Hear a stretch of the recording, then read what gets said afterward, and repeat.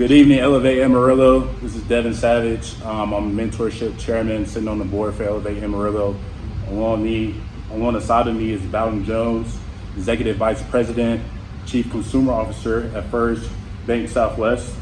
Bowden, you know, I've known you for quite a while. I've known you to be in a lot of leadership roles. If you will, can you just tell the listeners what is your role at the bank and what are some of the leadership activities or leadership roles that you're involved in the community? Okay, yeah, like you said, Devin, first of all, it's good to be here. Thank you so much for having me and inviting me to come and do this interview. So that's cool. Hopefully there'll be some good insight from it. But as you mentioned, I'm the EVP, Chief Consumer Officer for First Bank Southwest, which really, to sum it all up, is really I have a couple of different lines of business that flow up through my position that report to me. Specifically from a consumer banking perspective, most things retail, most things consumer kind of flow up through the bank through me, and so that's kind of really what my focus is. And then alongside being just part of the leadership at our bank, and so that's a huge thing. As far as the community and leadership roles in the community, I've kind of seemed to have gravitated towards leadership roles in most of all the things that I do. Is just kind of, I don't know if that's just part of my nature, if it's just part of my makeup, but it's just kind of what it is. But just to kind of name a few, I mean, I'm on multiple different boards within our community. United Way board, I'm on leadership of Amarillo Canyon, the Northside Toy Drive. I mean, I'm on the Planning and Zoning Commission. Those aren't necessarily leadership positions, but I do think they take some type of leadership characteristics if you want to contribute, and really, play a part within those institutions. So that's just kind of some of the things that I kind of do. Nice, busy man right here. Yes. So was this something that you were always interested in? Was it something when you were younger, you had a mentor or someone that you kind of looked up to growing up and you was like, I can see myself like this guy? That's a great question. And specifically when you talk about banking, I always tell people banking, I didn't choose banking, banking chose me. So there never was, I never had a mentor from a banking perspective growing up. Honestly, I can't think of ever having an actual formal mentor.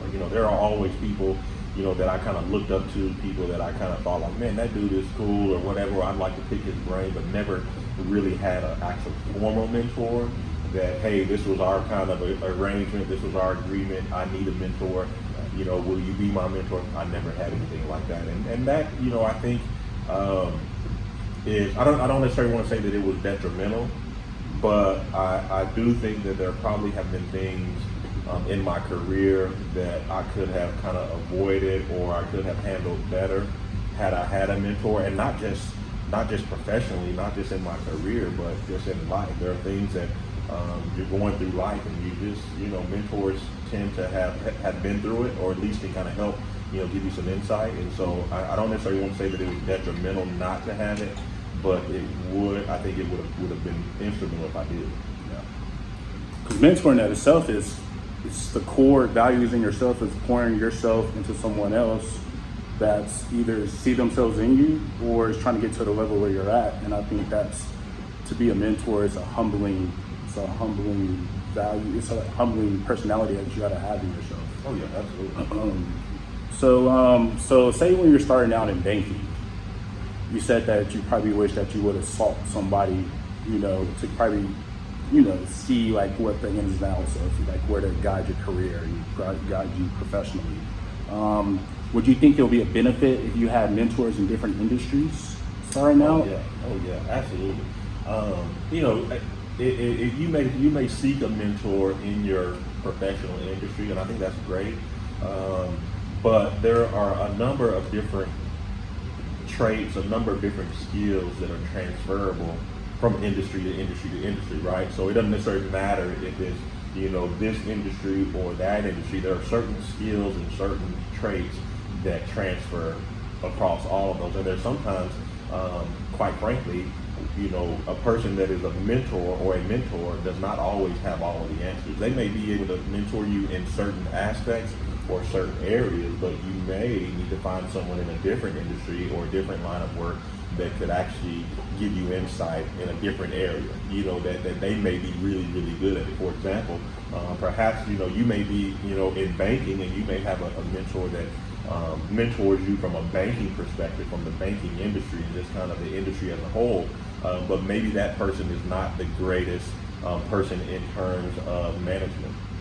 So it would make sense to find a mentor, albeit maybe in a different industry, that you believe is a great manager, because you could actually get some insight from them. Management is management. When you're talking about people, if you're managing people, those skills are definitely transferable. And just because you're a mentor in one specific industry does not necessarily mean that you have all of the answers and all of the traits and skills in every part, And so I think it's definitely beneficial to seek out mentors or folks that could help you for that specific, whatever that specific thing is. I think it's important to seek those folks out, even though they may not be in your specific industry. Yeah. So as you're growing in your professional career, where you are right now, do you think it's important for you to give back to the younger generation and try to pour into them some things that you probably didn't know starting out? Oh man, I think that one, if you're going to live in a community, I feel like it's important to do your very best to make that community as best as you possibly. And in this case, if you're talking about mentorship, I think pouring back into mentees, I think is absolutely critical. And so you can look for opportunities to mentor folks, and sometimes it doesn't, sometimes people, seek you out to be a mentor. They see something in you. They kind of admire you, or maybe not admire, but maybe they observed you, from afar and said, hey, it's something about that person that I see something. I'm going to see if they would, share some insight with me. So sometimes you'll be sought out.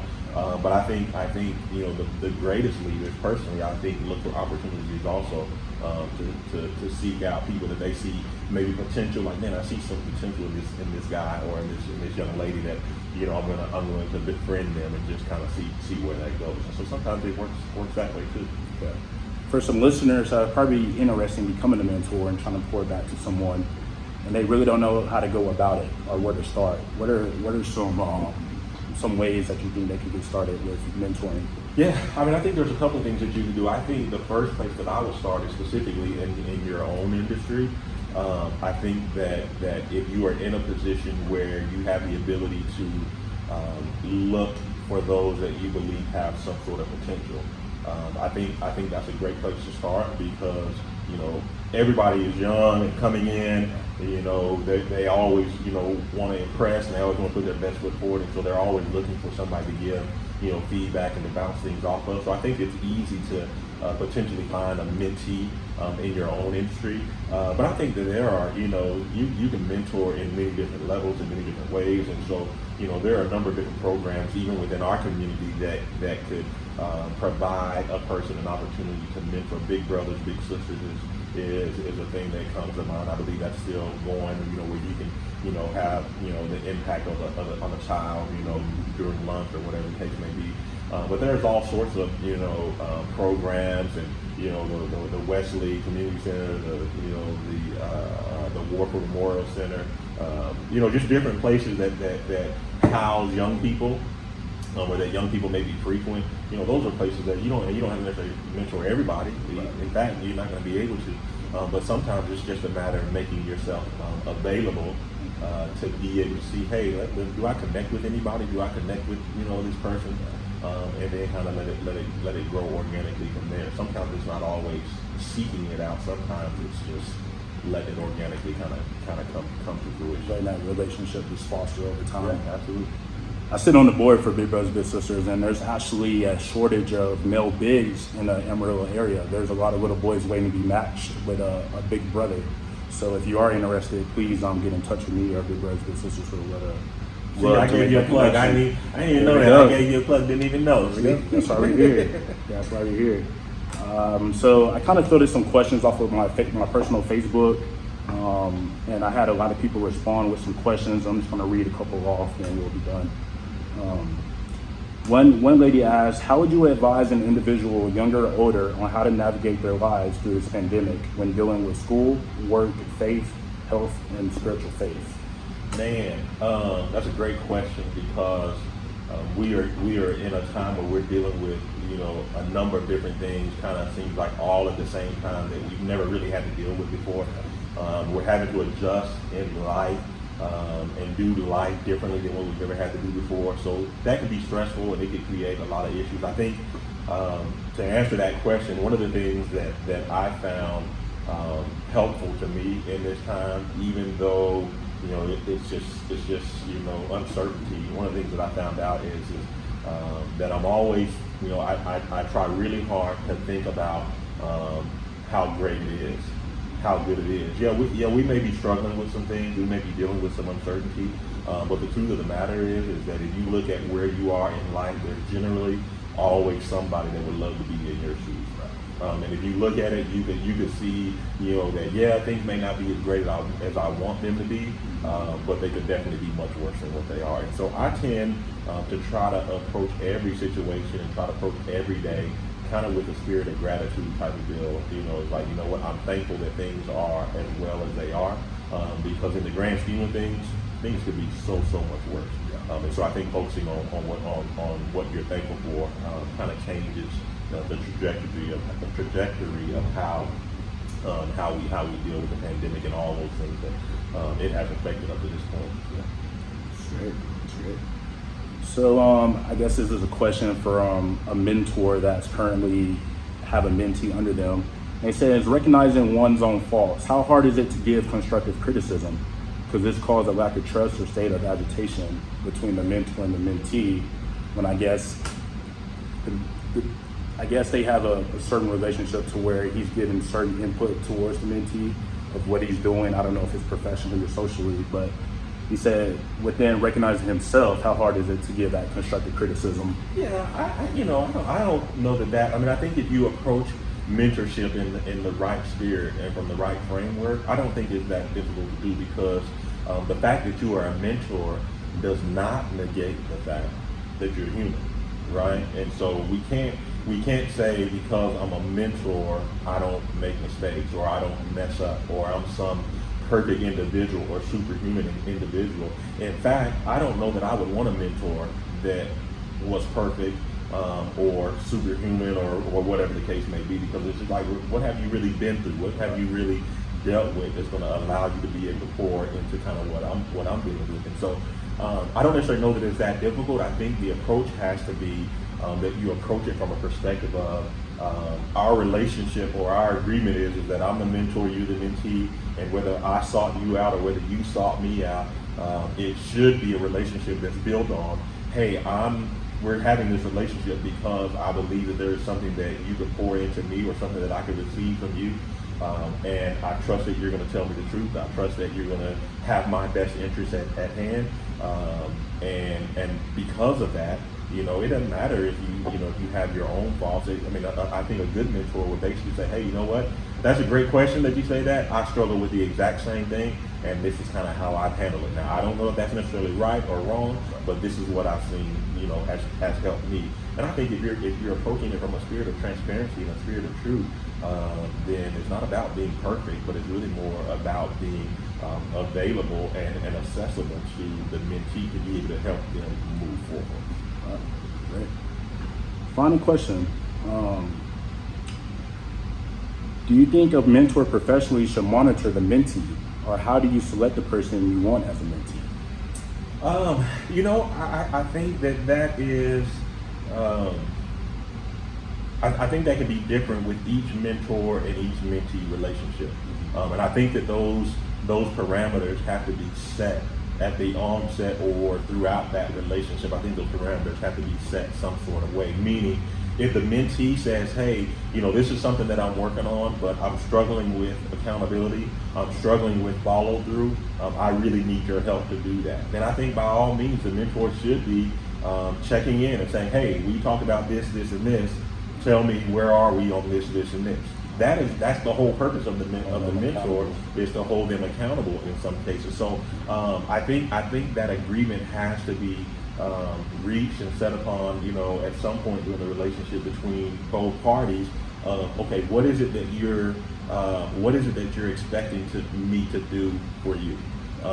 And once that agreement is made, okay, I think I can do that. then I think that you follow through with that. If the mentee says, well, I just really need somebody that I could just bounce some ideas off every now and then. Okay, great, I can do that. Then it's really not my responsibility per se to follow up and do all these different things, because that's not necessarily what we agreed upon doing.